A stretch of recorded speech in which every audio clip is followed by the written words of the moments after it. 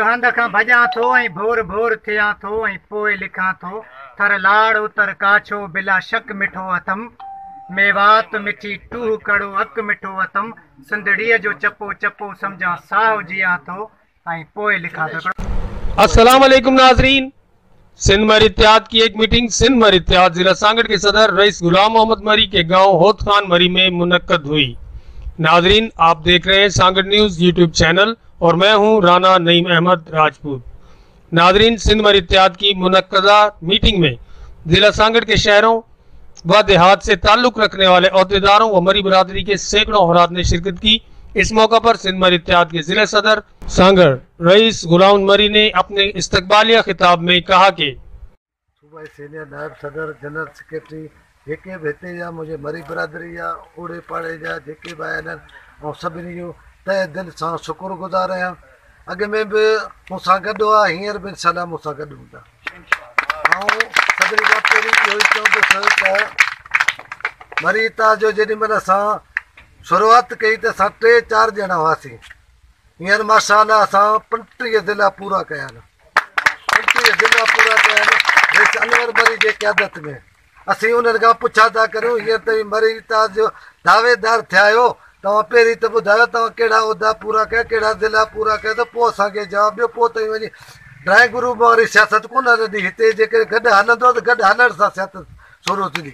इत्तेहाद मुंहिंजा भाउ इत्तेहादी कोन ठहंदा आहिनि, इत्तेहाद ठहंदा आहिनि महिनत सां ठहंदा आहिनि।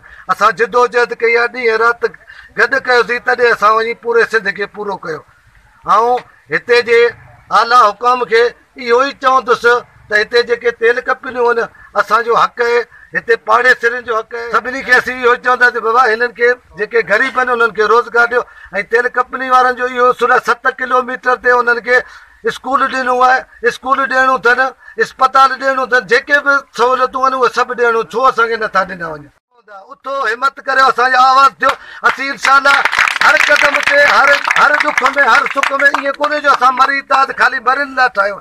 असां हर मज़लूम जा जेको मज़लूम हूंदो पूरे सिंध में जिते बि आवाज़ु ॾींदो, असांजो सिंध मरी इत्तेहाद जो कारकुन बि उते हूंदो ऐं असांजो चेयरमैन बि उते हूंदो, असांजो सीनियर नायब सदर हूंदो, पर पूरी टीम असीं हुन सां गॾु हूंदासीं। इस मौका पर हाकिम खान मरी ने कहा कि सभिनी महिमाननि जो सिर्फ़ु शुक्रिया अदा कंदुसि जेके पंहिंजो क़ीमती टाइम छीड़ाए असांजे सॾ ते हिते आया आहिनि ऐं मरी क़ौम जे फलाह ऐं बहबूद लाइ सोचे रहिया आहिनि। ख़ुदा हिननि खे कामयाबी ॾींदो। असां अॻु में बि हिननि सां गॾु हुआसीं, हींअर बि गॾु रहंदा। फजल मरी का कहना था कि पहिरीं ॻाल्हि त सिंध मरी इत्तेहाद जेको दोस्तनि जेको ठाहियो आहे इहो हिकिड़ो गैर सियासी हिकिड़ी NGO आहे असांजी, जेका ग़रीबनि जी आवाम जी भलाई ख़ातिर जेका ठाही वई आहे। इन में सिर्फ़ु इहो न आहे त असां जेको सिर्फ़ु मरी क़ौम जे लाइ जेको मरी बिरादरी जे लाइ जेको असां ऐं उन जे लाइ जेको थिया आहियूं। असीं चवंदा त सॼे सिंध में जेके बि मज़लूम क़ौमूं या मज़लूम जेके बिरादरियूं रहनि थियूं, असीं उन्हनि जे हक़नि जे हासिलात लाइ जेको है जदोजहद। सईद खान मरी ने अपने किताब में कहा जेको आख़िरो असांजे इन थियोसि मां बेरानी में त मूंखे को हिकिड़ो 2 कणो हथु नज़र आया पे मरी इत्तेहाद जो, त मां पाण सोचणु लॻुसि त हीउ काफ़िलो असांजो अलाए हलणु जोॻो आहे अलाए हलणु जोॻो न आहे, या ईअं असांखे ब्लैकमेल कनि था। पर अॼु आऊं जेको मुबारकूं ॾींदुसि उहो सभिनि खां पहिरें गुलाम मोहम्मद मरी साहिब खे ॾींदुसि, जंहिं कणो कणो खे गॾु करे अॼु समुंड ठाहे छॾियो आहे।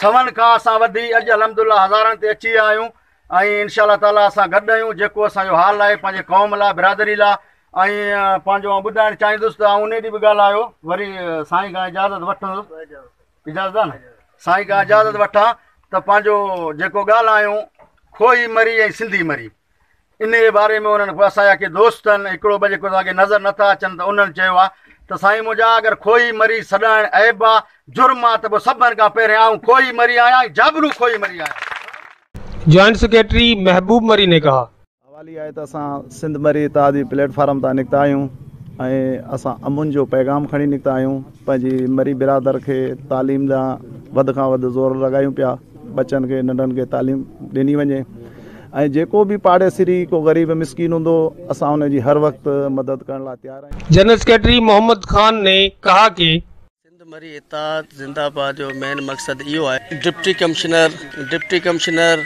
सांगड़ खे गुज़ारिश कंदुसि साईं असांजा जेके बि हिते मरी कम्युनिटी रहे थी उन्हनि खे रोज़गार ॾिनो वञे। अगर आखिर में मेहमान खुसूसी नायब सदर सिंध मरी इत्तेहाद रईस मज़ार खान मरी ने कहा कि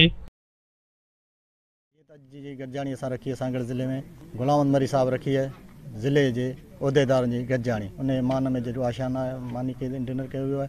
ॿियो असांजो मक़सदु अनवर खान असांजो मक़सदु इहो आहे त ग़रीबनि जी मदद करणु मरनि जी जंहिंमें जंहिं ग़रीब तालीम नथो करे सघे को ग़रीब बेपोच कंहिं नियाणी नथो शादी करे उनजी असांजी मदद असीं सिर्फ़ु मदद लाइ थिया आहियूं। ग़रीब मरी इत्तेहाद सिर्फ़ु मदद करणु ग़रीबनि लाइ इन लाइ थिया आहियूं। ॿियो त गुलाम साहब जेके रखिए सभिनी जी महिरबानी। मीटिंग में गाजी खान मरी, हाजन खान मरी, वालू खान मरी, मोरियो खान मरी, साबिर अली मरी, इमदाद मरी, अरबाब मरी समेत दीगर ने शिरकत की और सूबाई सदर रईस अनवर अली खान मरी पर मुकम्मल एतमाद का इजहार किया गया।